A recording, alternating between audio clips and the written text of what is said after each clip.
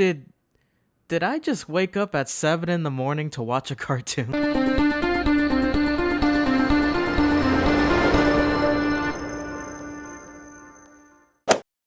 Now that, ladies and gentlemen, is the face of a determined game player. Alright, what is going on, you DuckTales people, and welcome to my Season 2 premiere review and analysis video. The first speculation in today's video that I would like to bring up is the introduction for Season 2. The first minor difference is how Gyro Gearloose is testing Lil Bulb's suit out in the first season intro, while in the second he is testing the Gizmo Duck suit out. The second and most obvious change is the second panel during the showcasing of the main villains. It originally would show a Beagle Boy, but instead now shows an image of Magica Dispel. Which makes perfect sense. Why would you include Ma Beagle and one of her boys? This was most likely already planned from the start. And now let's begin with the episode itself. It starts out with Scrooge and the rest of the gang inside of an ancient cave of some sort, ready to take a golden artifact. Louie, however, from the get-go doesn't take much interest in the adventure due to him nearly dying most times. He even explains that the same course of events repetitively keep happening the majority of the times. The gang are amazed by this rare item, and then it's followed by a "wait, what" reaction after realizing that it's a trap.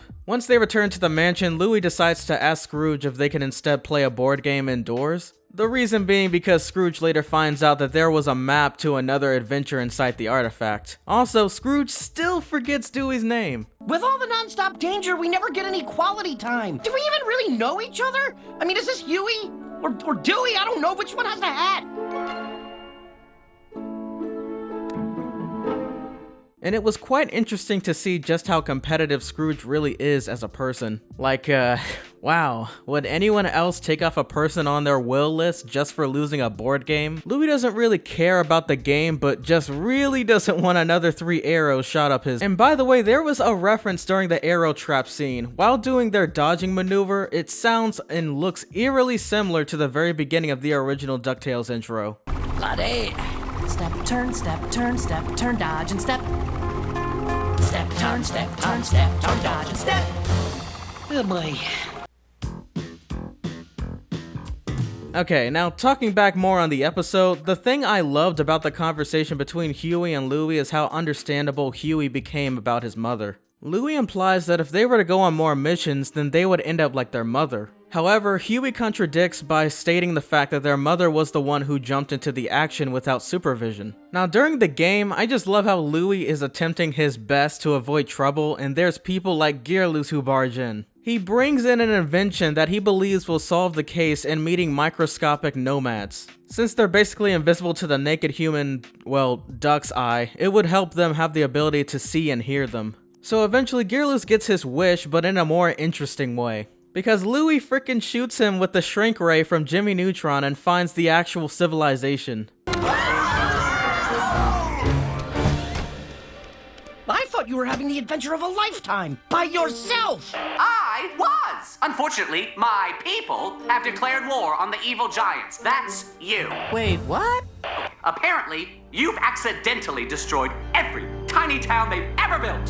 Who apparently wanted to wage war against all of them since they were destroying all of their living locations. In the meantime, Louie is still trying to get away from danger, but Launchpad gets shrunk, and then the mini nomads want even more revenge. And guess what? They interrupt the family game night by trying to deconstruct a bunch of wooden blocks. And they mentioned in the episode it was in order for them to celebrate the fact that they conquered a giant spider, but why would you do that? Maybe the nomads are extremely dumb. Plus, we get this short but funniest comment from Louie. Hello? Yes! It's nice to talk to friends on the phone. It's so much more personal than texting. Okay. That is the realest quote ever, despite him actually joking. My gosh, I thought that I was the only one that genuinely felt that way about hearing someone's voice versus texting. Besides that, the problem later becomes the elephant in the room once they all get shrunk, and it all happens on top of a board game that literally has Scrooge's face on it. But yeah, playing a game branded by you totally isn't unfair. Yeah, right. So Huey and Dewey have this heartfelt moment that explains Louie's character perfectly. Louie mentions to Huey that the only thing he feels he's great at doing the most is being the talkative, goofy teammate. Which is by far true, and we can see that sort of behavior throughout the course of Season 1's entirety. I mean, even during the finale, he was quipping his way out of the situation really well, so then it's up to Louie to save the day, and so he manages to save them being strategic.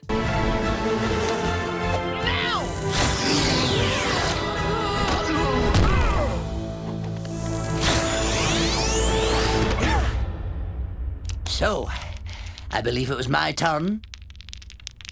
Afterwards, Scrooge decides to talk to Louie in his office about how much potential he truly has. He tells Louie that he's basically a sharp thinker and that if his mother was that wise, he can be that way too. Plus, he's even told that he can become just as rich as Scrooge himself one day, and is given the golden artifact as a gift, kinda like how Scrooge's father gave him his #1 dime. Which is nice and all, but are those nomads gonna live on the board game in Scrooge's office forever? I mean, this is kind of a fire hazard. But on a serious note, it ends with Louie having more confidence in himself than probably ever in closing the door on Huey, Dewey, and Webby. The sign reads, Louie Inc. Adventure is our business, MT, instead of TM? I guess he didn't realize that the two letters TM on certain brands mean trademark. And then the gang react by saying, wait, what, like in the beginning of the episode. I find that pretty neat. But at the same time, is that their way of saying something bad is gonna happen because of Louie acting this way? Now, I wouldn't necessarily take it as him being rude, but instead more serious about becoming a success story in the future than the rest of them.